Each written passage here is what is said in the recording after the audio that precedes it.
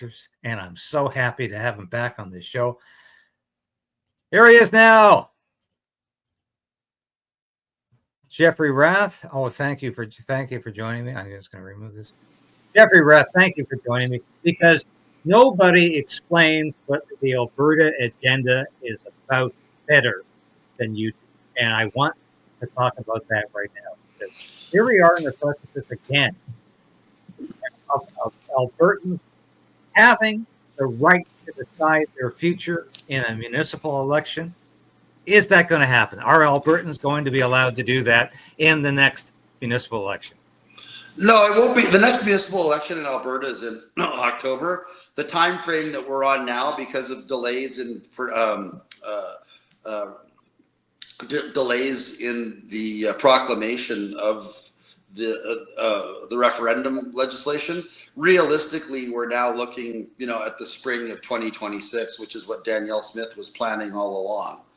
We were hoping to have a referendum this November, because for many of us, the sooner the better. And again, one of the things I want to touch on, and I think it's what you were talking about earlier. I just want people to focus on this, and I'm just going to read it out so that they can understand why it is that Alberta thinks that it needs to leave Canada, right?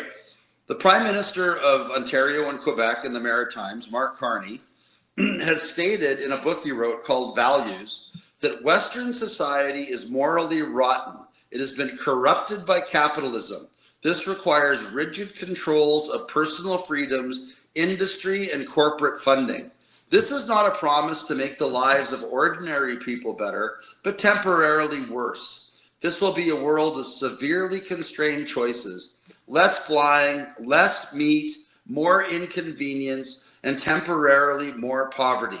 Assets will be stranded, gasoline cars will be unsellable, and inefficient properties will be unrentable. That's what Mark Carney said in his books, Values, Building a Better World for All. So from an Alberta perspective, and from an Alberta Prosperity Project perspective, and an Alberta independence perspective, we do not believe that ordinary people should be made temporarily worse off. What we believe in, and why we're promoting an independent Alberta, is that freedom has value. We've drafted a document. It's a fully costed business plan for an independent Alberta. We've called it the Value of Freedom, to show Albertans how much better off they're going to be financially the day that we separate from Canada. And this is all from government sources. These aren't projections. These aren't anything other than applying AI tools to existing government data with regard to funding, finances, fiscal capacity, tax revenues generated by the province of Alberta. The bottom line with regard to this business plan is that in year one, after fully costing an Department of and paying for a Department of External Affairs, paying for a Department of Immigration, paying for border control security services, taking over all of the work of NAVCAN, building an Alberta Armed Forces, tripling the spend that Canada is putting into Indigenous communities from $1.5 billion to $4.5 to $5 billion through constitutionalized resource revenue sharing, etc. So fully costed, first year, Alberta independent from Canada, Alberta will have a $30 to $50 billion fiscal capacity surplus that can be applied immediately to tax savings in the province, which would range from 31 to 50% in year one of Alberta independence. So it's hard. It's hard to say no to that, Jeff. And I have to say, at the beginning of this conversation, I have read what Mark Carney has said in Values. I've read the book. He says he admires Karl Marx and Vladimir Lenin as his premier people in politics.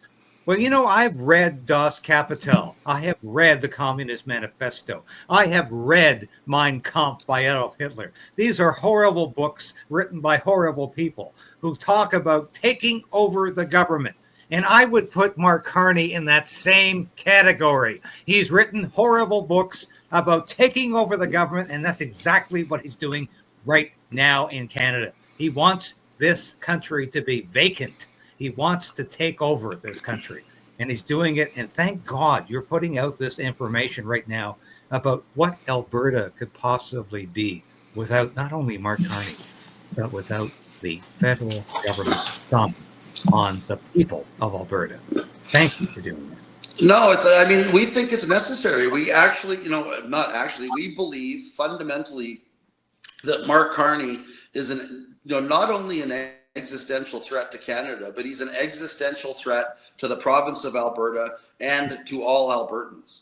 And the only way that we're going to survive is by voting us out of the Marxist communist hellhole that Carney is pledged to turn Canada into and become a fully independent nation state. It's the only way that Alberta is going to survive. And I mean, the reason that so many of us are involved in this movement and are so, devoting so much of our time and our energy to accomplishing, what a lot of people say is an almost impossible feat, which is getting a Canadian province out of Confederation, is because we're afraid. We're afraid for our children. We're afraid for our grandchildren. We want the young people of Alberta to have hope again. When you look, and I wanted to state for the record that, David, because of the trust that we place in you and because of your integrity as a journalist, you are the first journalist that's been given a preprint of this document to read, because we wanted you to see the value proposition that is created through Alberta independence and how much better off every Albertan is going to be, including Alberta's Indigenous people, when we finally get the hell out of, the toxic, colonial, oppressive relationship that Alberta has been forced to live in, with Ottawa. So, we're really excited about this document. I did an interview yesterday with the Wall Street Journal. They are the second journalistic organization to have been provided a preprint copy of this document. And they'll be writing a story about it and publishing a story on Saturday. But you have the exclusive. You have the exclusive. And this is because of the trust and the faith that we place in you as a journalist. Well, thank you so much. And one other thing we agree on so heavily is that this is not just about traditional Albertans benefiting or white people benefiting. This is all Albertans who are part of this province. And, I've stood behind everything I've always believed in, which is color blindness. We have to have a country that believes in everybody on the basis of their character, not on the basis of the color of their skin or their ethnicity. And you have been fighting for the rights of First Nations. You have been behind First Nations. You're behind every Albertan, no matter what the color of their skin or their ethnicity.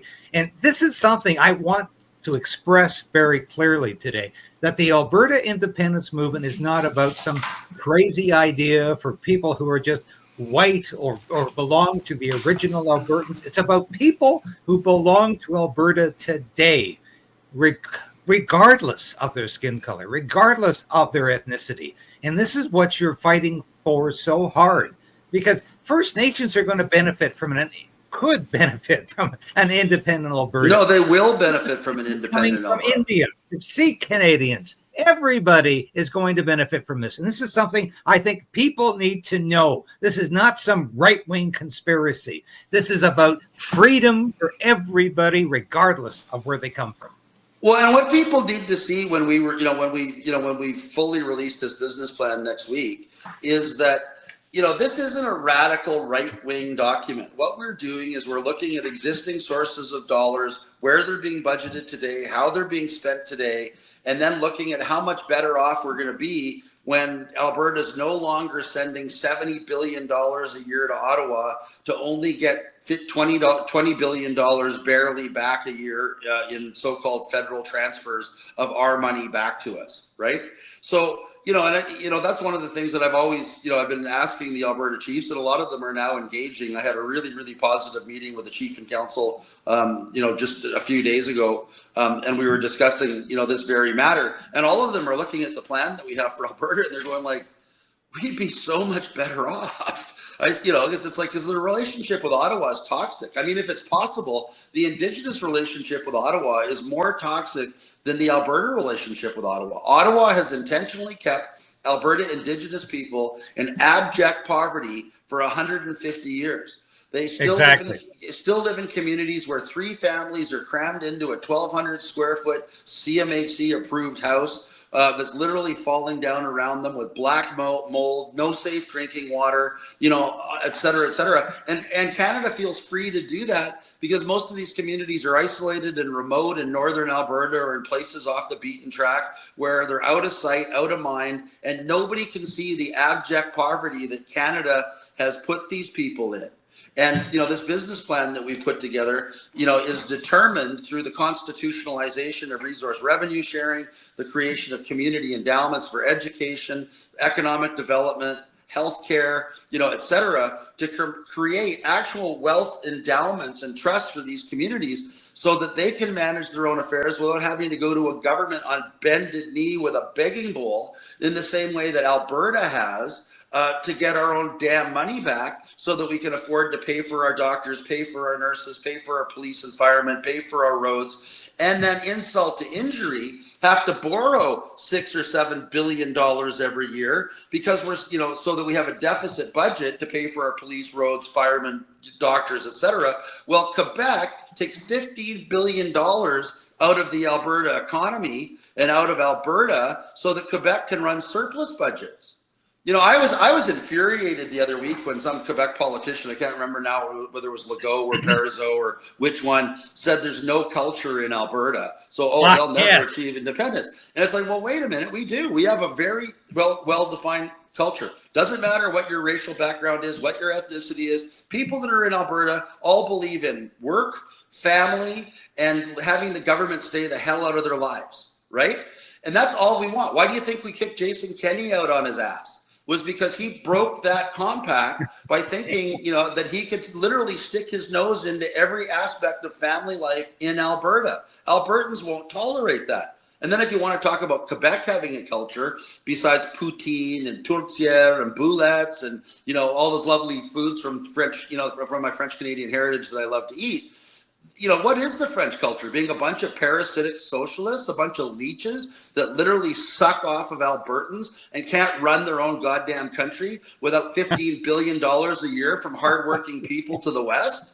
I mean, it was literally the leader of the Bloc Québécois who said, energy, oil and gas doesn't make a culture. And I said, well, what the hell makes Quebec culture? Because what the American Revolution was all about was about too much taxes. That's what the American Revolution was about. And if you don't know your history, that's what it was about. It was not because the Americans in North America were so different from the British. They just believed what the British said about free speech and a free assembly and freedom from taxes. The Americans believed that. That's what made the American Revolution so powerful, because they believed in that. So what makes the Quebec so special? Because, exactly, poutine? Is that what makes Quebec so special? No, they've got nothing to offer except they've been sucking the money from Alberta now for 50, 60 years, and they continue to do that. And Alberta is saying, stop. We're not doing it anymore. Get on with your lives. Get on with your culture. Get on with your, my language. Get on with your profits. I did the same thing. Because we are tired of subsidizing you. And that's what's happening. And I thank God that people are fighting back in Alberta right now.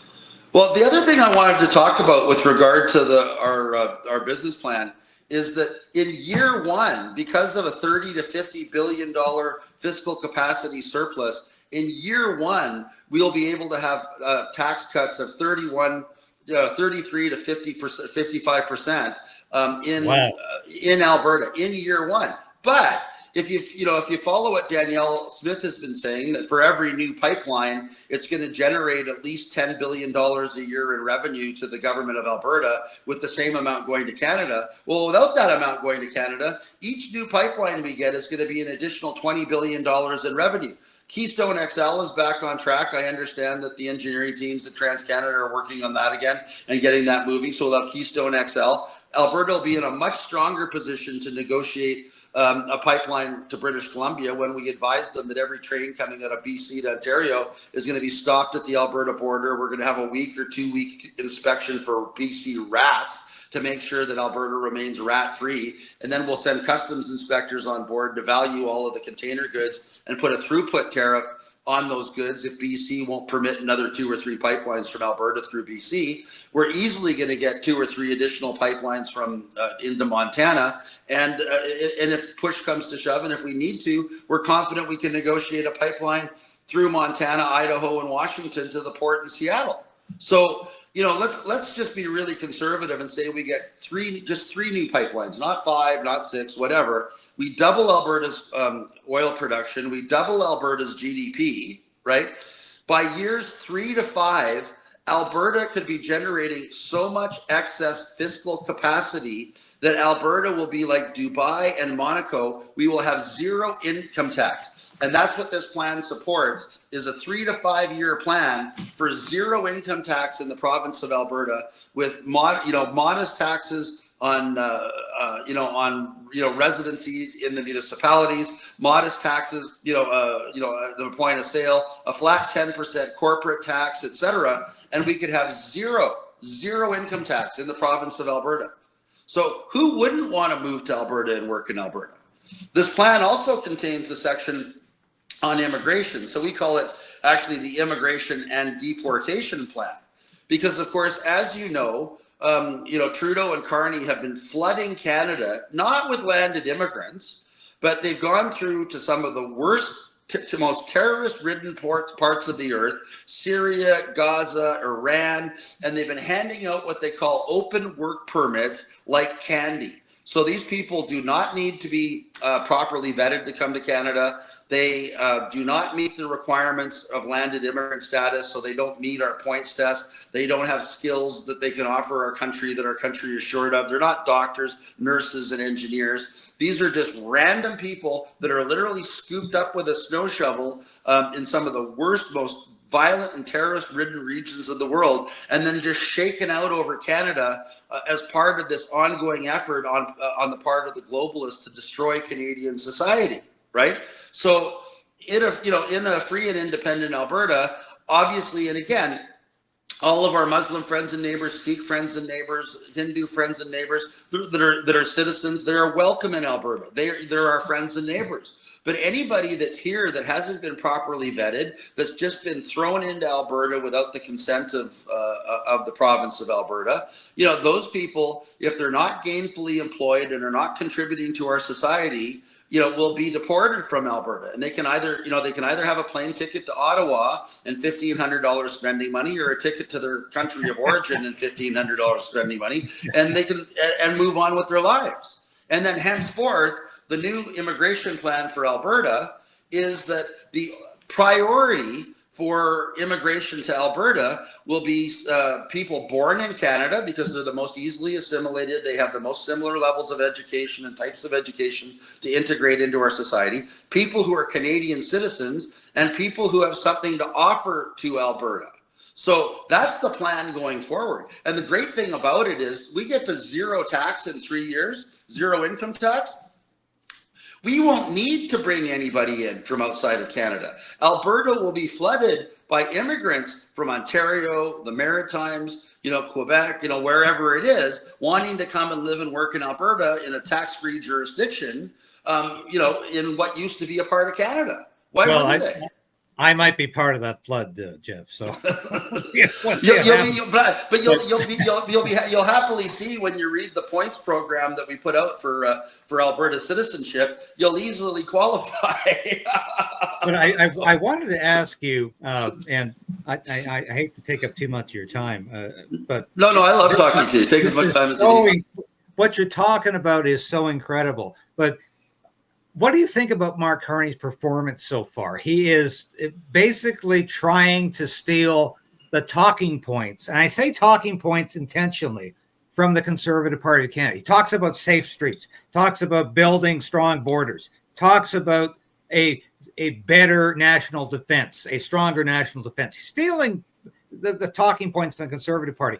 But if you read the fine print, especially with the stronger borders bill, Bill C2, and believe me, I'm about the only one besides my good friend Ezra Levant from Rebel News who's actually talking about what Bill C2 means. It means you're going to surrender your rights to your mail. The government, Canada Post, the RCMP will have the right to open your mail if they suspect you of being a what?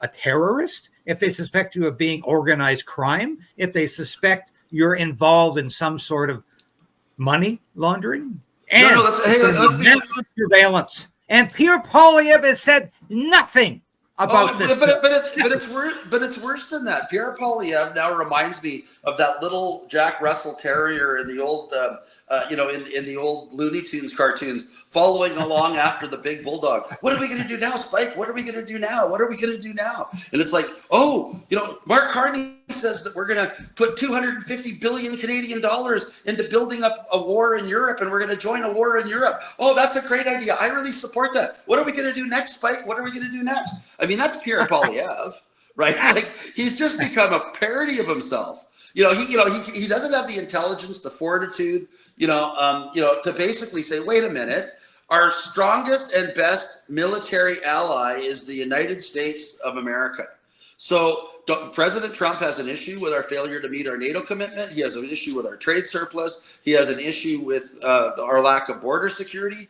All Poilievre had to say, and believe me, I sent this plan to him. I wrote it in a Substack. It went to him through his brother, and it went to him through my member of parliament. And, admit that Trump is right, apologize to him for being a freeloader under the U.S. defense umbrella for 40 years, and then say, hey, and we'll address the trade imbalance immediately. Both of our trade officials, it's not 200 billion, it's 57 billion. We're going to immediately place an order for $57 billion of Raytheon, General Dynamics, McDonnell Douglas, Boeing, drones, helicopters, armored personnel carriers, et cetera, to help patrol and defend the U.S.-Canadian border, and we'll engage in a joint task force with the U.S. government. We will eradicate with Hellfire missiles if necessary any fentanyl lab found anywhere in Canada, et cetera, right? I mean, none of the, and I'm sorry, the Hellfire missile part was obviously taking it a bit too far, and I think that would be well outside the scope of Canadian law enforcement and the Charter of Rights, et cetera. But, you get the idea. I mean, it doesn't take a lot to tell President Trump that he's right, and to engage with him constructively as the leader of our largest and most important ally in a manner that would have completely prevented this silly, phony, made-up tariff war that Carney pretended to engage in, only to give Donald Trump right of first refusal over Canadian minerals, like the lapdog that he is for globalism. No, I think Poilievre is getting the same bad advice he got during the campaign, probably from Jenny Byrne, who is obviously still around, talking into his ear. But here's Pierre Poilievre talking about the fact, well, we need to get closer to the United States, but I don't know quite how to do that. So I'm going to endorse everything Mark Carney comes out with. And every time I hear this, I'm saying, you have surrendered completely to Mark Carney's greater scheme of things. And it's Mark Carney wants to govern by decree. He does not want to govern as a democracy. He does not want to govern Canada as some kind of free society. He wants to govern by decree. And that's what he's getting. He's co-opting the Conservative government. And every time I see Pierre Poilievre do his little shows now, and it's painful to watch, but it reminds me, and you would remember this because we're basically in the same generation. You would remember John Candy on SCTV doing his Mayor Tommy Shanks role. Well, he'd come on and say, "Hi, how y'all doing? Doing pretty well myself." But that's what Pierre Poilievre has become. He doesn't seem to know who he is anymore, what he's fighting for, what the Conservative Party is all about, and why we should possibly be different from Mark Carney and the Liberals. But all of them are like that. Jason Kenney is a Trudeau Liberal. Mark Carney's, Pierre Poilievre is a Trudeau Liberal. I've been actually having a lot of fun with Carney, or with I can't even keep them apart in my mind, with Pierre Poilievre, right? Coming to Alberta to run in Battle River Crowfoot. And as you may know from being a former member of the Canadian Armed Forces, there's a place very near and dear to my heart in the Battle River Crowfoot constituency known as Camp Wainwright. Yes. So anyway, Pierre Poilievre is coming to Battle River Crowfoot to campaign as an Albertan, wanting to represent Albertans in Parliament. But I can guarantee you he's not talking about his support for the Quebec dairy cartel and the dairy monopoly when he's running in Alberta as an Albertan. He's not talking to anybody in Alberta in support of his ongoing desire to continue to take $15 billion a year out of Alberta and continue to shovel it into the mouths of the leeches and parasites in Quebec, who apparently the only reason they stay in Canada is so they can suck Alberta dry like a bunch of leeches, right? So, I've been saying to Poilievre, and I've been putting it out on X, and I've been putting it out, wherever I can, hey, Pierre, I have a slogan for you. Right? You want to come and run in Alberta? The slogan is really simple. No more Alberta tax dollars for Quebec, and a dairy cow and a milk cow and micro dairy in every barn. I double dog dare you. Right? He won't do it, of course not, because he's in the pocket of the dairy mafia, and he's in the pocket of Quebec parasites. Because he knows that he needs them if they ever decide to have another sham election and elect another sham prime minister. So he wants to be our next sham prime minister. Well, that's exactly what he's doing here, and it's absolutely crazy because he I'm gonna put myself on here. It's absolutely crazy because Pierre Poilievre doesn't seem to know who he's fighting for anymore. And it should be for small c conservatives, small l libertarians. He's not doing that anymore. He's fighting for a concept that seems to be gone, which is basically I'm in the pocket of Mark Carney. And if he continues to do that, I don't know how long he's going to survive. But wanted to ask you this. Do you think we're going to see a referendum by 2026? And do you think it's going to be a successful referendum? Absolutely on both counts. So the first thing that I need to remind everybody is that I was one of the co-founders of the Alberta Prosperity Project. And one of the projects that we've undertaken is to have people pre-pledge to sign an independence referendum petition, right? So we're now pushing 300,000 signatures. We need 177,000, right? So getting the signatures to have the referendum isn't an issue. The bigger issue for us is that we're still trying to figure out, what side of the globalist Danielle Smith is on. Because, one day she's Alberta first, the next day she's Team Canada. And of course, we're all laughing. We were laughing about this at lunch yesterday. She says she's Team Canada, but every time she turns around, one of her teammates elbows her in the mouth and knocks out one of her teeth. I mean, oh yeah, we're going to get a pipeline deal. And then when a reporter asks Carney if he's going to allow pipelines if a provincial premier is opposed to it, he makes it clear, oh, no, absolutely not. National consensus means that every premier and every Indigenous group has to be on board or there won't be any pipelines. Well, I mean, that's pretty much already defined that as an impossibility. And then immediately following that, one of Danielle Smith's so-called teammates, with what amounts to me to be a deliberate cross-check to the face, comes out David Eby, oh, there won't be any Alberta pipelines and Alberta oil going through British Columbia. It'll be over my dead body, right? So, there's Danielle announcing this 6-month courtship of hers with Mark Carney. And, all she's getting is slapped around by Carney, his ministers like Gibault. Carney says, okay, I might allow one pipeline if I think we've talked about this, one pipeline provided there's a national consensus. And then the next day, the gibbering Gibault comes out. Oh, no, there's no reason for another pipeline. He lies and says TMX is, only at 40% and blah, blah, blah. We don't need no more pipeline from Alberta, And it's just, she's just being made a fool of. So my question is, like, is she going to, get on board and support independence the way she should? Or, is she going to continue to be made a fool of for 6 months so that she's got absolutely no political credibility left, come the annual general meeting of the UCP in the fall? Well, yeah, that's exactly, that's exactly what could happen here. But, what I see happening to the disintegration of the Conservative Party of Canada under Pierre Poilievre right now is probably good news for what's happening for you in Alberta, because people are wondering, and I get comments from this every day from people saying, what are we going to do? What should we do? Because it looks like Canada is collapsing.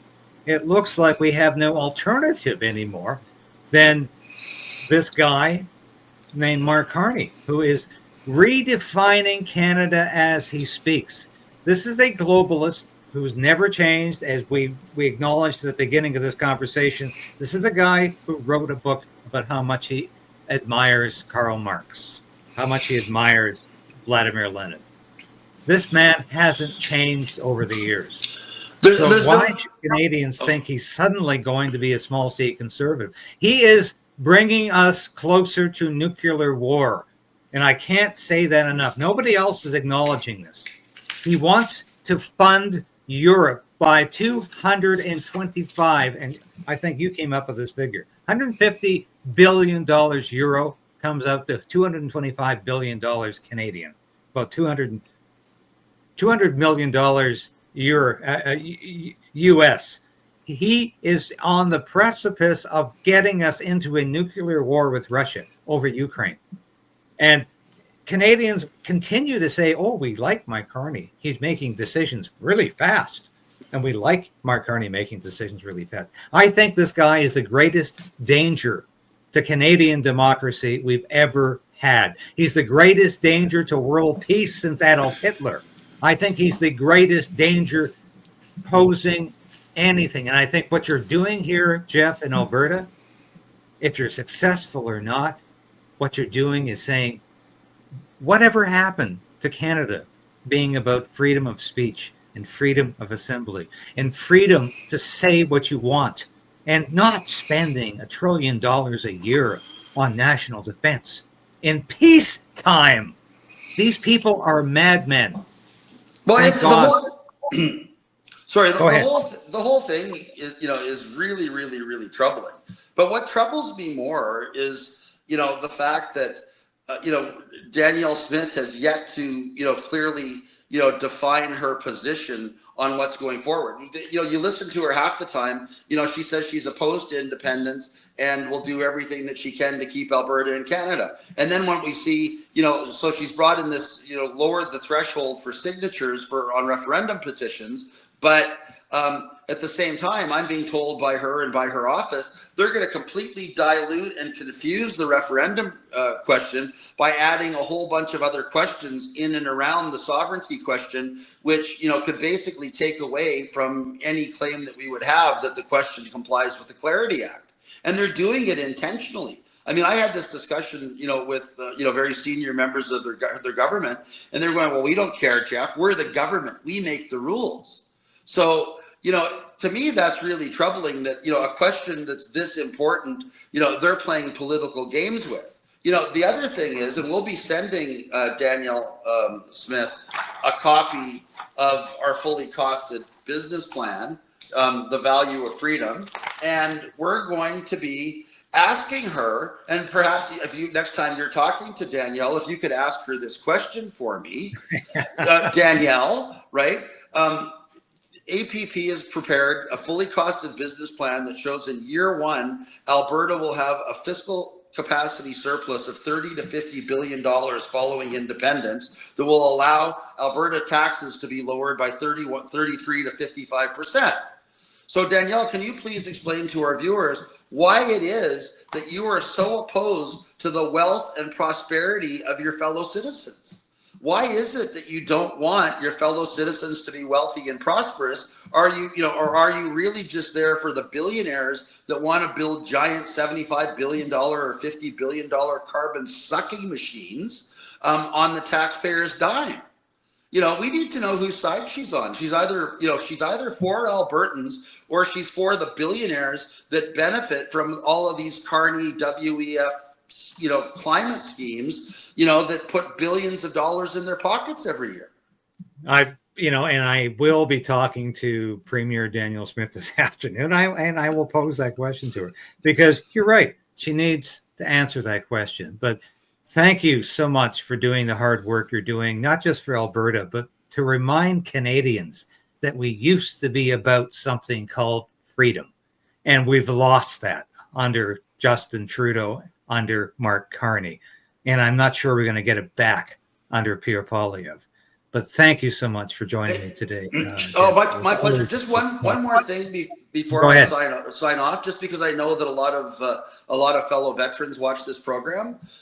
One of the things that we wanted to announce that's built into our fully costed Alberta business plan is with regard to the Alberta Armed Forces. We are going to have enough fiscal capacity in Alberta that we can still have a $30 to $50 billion surplus, while providing anybody who lawfully leaves the Canadian Armed Forces and joins the American or the Alberta Army after leaving the Canadian Armed Forces and provides us 3 years of service will be entitled to full GI Bill type benefits, like they have in the United States: free college, free tuition, living expenses, et cetera, et cetera. And anybody who joins the Alberta Armed Forces will have those same benefits, and it's going to be built right into the Alberta Constitution, and it's built right into our business plan that anybody that's still physically fit and able to serve that wants to join the Alberta Army as part of the training cadre and getting it back up and running and moving it forward, that full GI Bill benefits would be available in an independent Alberta, fully paid for through the huge fiscal capacity surplus that will be generated by independence. Well, that's the GI Bill of Rights, which, of course, was introduced by one of my favorite presidents, Harry Truman, who was a honest man, I think, and really cared about his military. So thank you for adding that on, Jeff. You're always welcome on this show. We love you. We love what you're saying. We love what you do. We love the fact you're fighting for freedom, and that's what this show is all about. Thank you for joining me today. Thank you for sharing this station with your friends and family. Thank you for hitting that like button, because I tell you, we are fighting back in a way I've never had to before, because I am going to keep this station on the air. I am going to keep fighting for freedom. I'm going to keep fighting for justice and truth, because that's all I have left. And I am damn determined to resist this Carney government in any way possible, as it encroaches upon our individual freedom. And it will continue to do that, mark my words. And that's why we're here today. I'll be back again tomorrow, same time, same place, 10 a.m. This has been David KRAYDEN, broadcasting live from our nation's capital in Ottawa. Thank you for watching. We'll see you again tomorrow. Can't handle the truth. Resolve to resist